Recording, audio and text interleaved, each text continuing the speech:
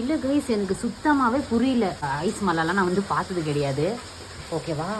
ஆனால் கண்டினியூஸாக பாருங்கள், பெங்களூரில் தொடர்ந்து ஒரு நாள் விட்டு ஒரு நாள் மழை வந்துனே இருக்குது. அது என்ன ரீசன் எனக்கு தெரியல. ஆனால் நான் பிறந்து ஒரு வாட்டி மழை வந்துச்சு, ஐஸ் க்யூப் மழை அப்படின்னு சொல்லுவாங்க, ஒரு வாட்டி வந்துச்சு. அதுக்கப்புறமா ரொம்ப நாள் வருஷத்துக்கு ஒரு 15 இயர்ஸ் ஆகிட்டு போகிறக்கும் இன்றைக்கி தான் முந்தானே தான் ஒரு மழை வந்துச்சு, ஐஸ் மலை, ஐஸ் கட்டி மலை அப்படின்னு சொல்லுவாங்க சின்ன வயசில். அதுக்கப்புறமா இன்றைக்கும் ஐஸ் கட்டி மலை. இதால் ரொம்ப பாதிப்பாகுது கைஸ். கரண்ட்டு போயிடுது. இது ஜோக் விஷயம், சீரியஸாக. கேண்டில்லாம் வேஸ்ட் ஆகுது, ரொம்பவே கேண்டில் வேஸ்ட் ஆகுது. அப்பப்போ ஏற்றி வச்சுருக்கிறதாவே இருக்குது. ஒரு மழை வந்துச்சுனாவே 4 கேண்டில் வேஸ்ட் ஆகுது. இதெல்லாம் என்ன பண்ணுறது? அப்புறமா வெளியே அப்பப்போ பெருக்கி விட்றதாகுது, தண்ணி வந்துடுது. நம்ம ஓகே கைஸ், ஆனால் ஜோக் அப்பார்ட், ஓகேவா? ஆனால் நம்மளே இவ்வளோ பரவாயில்ல.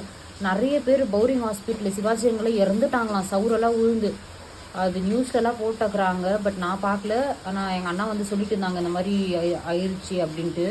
பட் ரொம்பவே பாவம், நிறைய பேர் இறந்து போயிருக்காங்க. நிறைய பேர் வீட்டில் தண்ணி ரொம்பிடும். என்ன பண்ணுவாங்க? கீட்டெல்லாம் பிரிஞ்சு மழை அவ்வளோ ஸ்ட்ராங்கான மழை வந்திருக்கு. அந்த மழையினால் எவ்வளோ பேர் பாதிக்க அடைகிறாங்க தெரியுங்களா? ஐயோ எப்பா, இந்த மழை ஓரளவுக்கு வந்தால் போதும். ஆனால் இவ்வளோலாம் மழை வேண்டாம். இல்லை, வெயில் வந்தாலும் ஏன் வெயில் வருது அப்படின்னு சொல்கிறாங்க, மழை வந்தாலும் இவ்வளோ மழை வருது அப்படின்னு சொல்கிறோம். என்ன பண்ணுறதுன்னு தெரியல கைஸ்.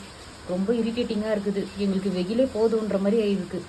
இந்த மழை 2 நாளாக கண்டினியூஸாக வந்ததுனால. நேற்று கேஜிஎஃப் ஃபுல்லாக மழை. முந்தா நேற்று பெங்களூரில், நேற்று கேஜிஎஃப்பில், இன்றைக்கி பெங்களூரில். நம்ம தெரிஞ்ச ஒரு அண்ணா அங்கே இருக்கார், அவர் சொல்லிட்டு இருந்தாங்க மழைமா அப்படின்ட்டு. ஸோ இன்றைக்கி பெங்களூரில் மழை. என்ன பண்ண போகிறோம் அப்படின்றது தெரியல கைஸ்.